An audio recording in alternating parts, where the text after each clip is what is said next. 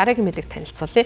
Америкийн нэгдсэн улсын ерөнхийлөгчтэй ерөнхий сайд босныхаа дараа Канадын ерөнхий сайд анх удаа биечлэн уулзсан байна. За тэдний уулзалт бол 150-нд болсон. За сэтгүүлчд бол нээлттэйгээр тухайн уулзалтыг сурвалжилсан байна. За энэ удаа бол хоёр тал Америкийн нэгдсэн улс болон Канадын хоорондын худалдаа тарифын асуудал болон хилийн асуудлаар бол ярилцах ийм нөхцөл байдал үүсэн. За мигмар гарагт болсон 150-нд болсон уулзалтын үед бол Карни Америкийн нэгдсэн улсын ерөнхийлөгч эсрэг талд бол суусан. За энэ үеэр бол Америкийн нэгдсэн улсын ерөнхийлөгч Дональд Трамп Канада улсыг Америкийн нэгдсэн улсын нэг хэсэг болох бодлого төлөвлөгөөнөөс хурахгүй гэдгээ бол нүүрэн дээр нь хэлсэн байна. За хэдийгээр бол Карни 100 танхимд бол хагас цагийн туршид Трамптай уулзах боломжтой ийм тавчхан уулзалт болж өнгөрсөн ч гэсэн Канадын ерөнхий сайдын хувьд бол Канадын бүрэн эрхэт байдал тусгаар тогтнолыг хамгаалахын төлөө тууштай тэмцэнэ гэдгээ бас энэ удаагийн уулзалтаар илэрхийлсэн байна. За энэ удаагийн уулзалтаар бол сонирхолтой юм харьцуултыг бол Канадын ерөнхий сайд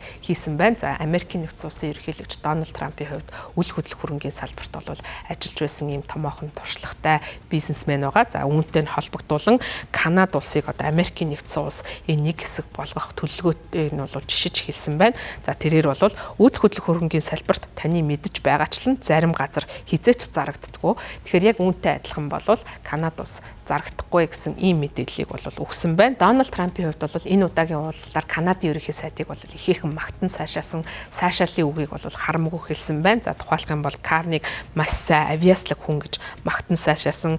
Тэр хоёрт бол нийтлэг зүйл их бий гэж хэлсэн байна. За харин Америкийн нэгдсэн улсын ерөнхийлөгч Карнигийн өмнө ерөнхий сайдаар ажиллаж байсан Жастин Трюдотой бол таарахгүй байсан гэдгээ шууд илэрхий хэлсэн. За ингэхдээ бол би өмнө нь ажиллаж байсан хүнд чинь дургүй гэж шууд хэлсэн байна. За мөн одоо энэ удаагийн уулзалт бол маш амжилттай болно. Өмнө нь одоо Украины ерөнхийлөгч Зеленский зэрэг одоо дэлхийн бусад дуртагчтай хийж байсан уулзалт шиг хатуу ширүү уур амьсгалд уулзалт болохгүй гэдгийг бол одоо илэрхийлсэн ийм үгийг бас Америкийн нэгдсэн улсын ерөнхийлөгч хэлсэн байна. За тэрээр хэлэхдээ энэ уулзалт их найрсаг болж байна.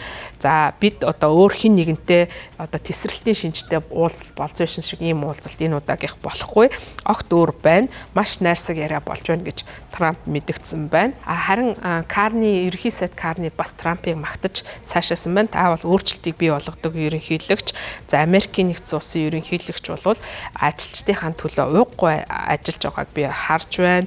Америкийн удирдлага болон бидний хувьд бол ижил төстэй байдал би хоёулаа бол эдийн засагт анхаарал хандуулж байгаа. Би ч гэсэн Канадыг өөрчлөхийн төлөө байгаа. Хилээ хамгаалах зорилгоор бол энэ одоо удаагийн сонгуульд сонгогдсон ажиллаж байгаа гэх мэтчлэн ийм магтаал сайшаалын үгийг бол хэлсэн байна. За гисэн хэдий ч бол Трампын хувьд бол Канадыг одоо Америкийн нэгдсэн улсын 51 дахь мууж болох төлөвлөгөөнөөс ухрахгүй байгаа гэдгээ мэдэгдэж байгаа. За Канадыг гол буруутгаж байгаа зүйл нь бол Америк Канадын хооронд худалдааны тэнцвэргүй харилцаа бий болсон.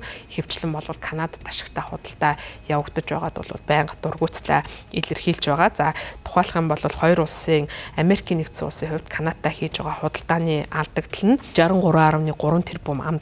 Байгаа. Тэгэхээр энэ одоо алдагдалт бол Канада улсыг буруутгаж байгаа. За тийм учраас бол мигмар гарагийн уулзалтын өмнө Америкийн нэгдсэн улсын ерөнхийлөгч бас энэ Канада улсын төрийн байгууламжтай холбоотой ийм мэдээллийг заавал хүндэн гэдгээ мэдгдсэн байна. За энэ талаараа бол Meet the Press гэдэг телевизийн хөтөлбөрт оролцохтой бол мэдгдсэн. За гэхдээ бол яг олон нийтийн өмнө өрнөсөн 150-ны уулзалтанд бол өөрийн санаагаа арай зөөлөн байдлаар бол илэрхийлсэн байна. Мөн Америкийн нэгдсэн улс, Мексик, Канада гурван улсын хоорондын худалдааны хилцээр бий. За энэ хилцээр дээр бол хоёр улс энэ хилцээр шаардлагатай гэдэгтэр бол санал нэгдсэн. За харин Канада улс Трампын ногдуулж байгаа татвар нь энэхүү 2019 онд байгуулагдсан гурван улсын чөлөөт худалдааны хилцээрийг зөрчсөн ийм байдлаар бол асуудалд хандах байдлаар ерөнхийлөгчд асуудлаа танилцуулсан байна. За ямар ч таач бол энэ удаагийн уулзалт бол найрсаг уур амьсгалд болсон байна. Гэхдээ ямар нэгэн байдлаар хоорондын асуудлаа